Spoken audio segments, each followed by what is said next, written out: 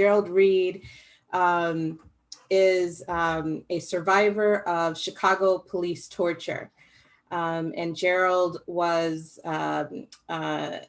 incarcerated for over 31 years and was just released a month ago. So let's be patient as we navigate technology. There have been extraordinary advances in the internet and cell phone usage and all of that. So while Gerald is figuring that out.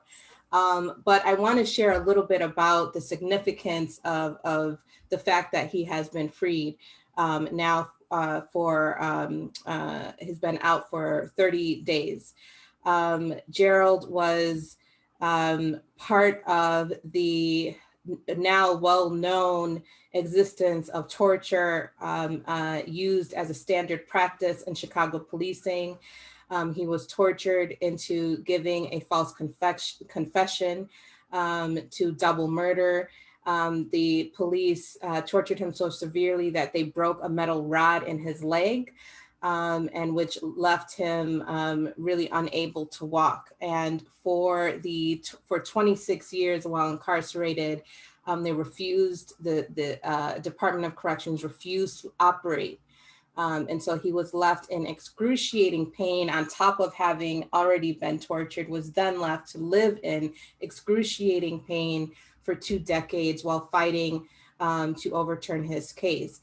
Now, I mentioned a little bit about John Burge, the former police commander here in Chicago, and the reparations ordinance, but how that came about was through multiple decades, 38 years to be exact, of survivors demanding that their stories be heard and acknowledged.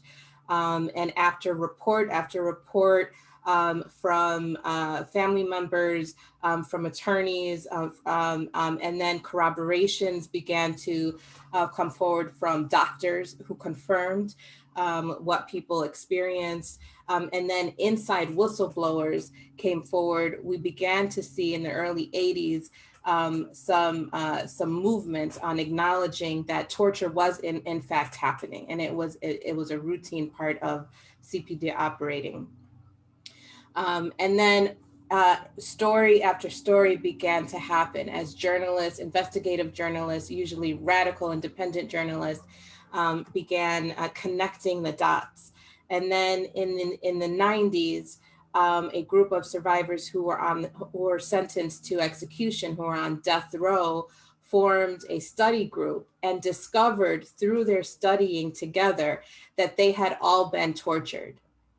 And much like rape survivors and survivors of sexual assault, there is extreme shame. And so there also was in extreme shame, almost identical, that survivors went through. And so people didn't talk about being tortured. There was a lot of shame in saying that I was tortured into a false confession. And so there are some survivors who had their rappies, their cellmates, whom they never talked about torture until they were on the outside. And so these defendants who were on, or these people who were on death row, then discovered that they all had been tortured and had been tortured by similar cops, formed the Death Row 10 and began working with organizers on the outside to get the death penalty abolished. And that was successful. And in 2004, I believe it was, the Illinois governor put a moratorium on executions, and which was then instituted into permanency by the Illinois state legislature, who abolished executions completely. And like Dr. Rosemary talked about with the United Nations, there were petitions to the United Nations. It was a group of organizers called Black People Against Torture who wrote the very first reports, brought it to the United Nations Committee Against Torture, and said that torture is happening here in the city of Chicago, and there are over 200 people, primarily Black boys and men, who have been tortured into false confessions. And that began to elicit international coverage and international pressure, which then was felt in the city of Chicago. Burge was finally brought up on charges. However, the state, as they do, delayed every step of the way. And it was the month after the statute of limitations on torture had expired that they brought forth federal charges. And because that has expired, the only thing that was left over was perjury and obstruction of justice. So he was found guilty of those and was charged with 4 years in prison. He was then released early on Valentine's Day.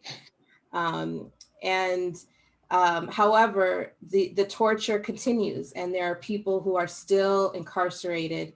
And Gerald Reed is an example of the fights that it has taken to get people free.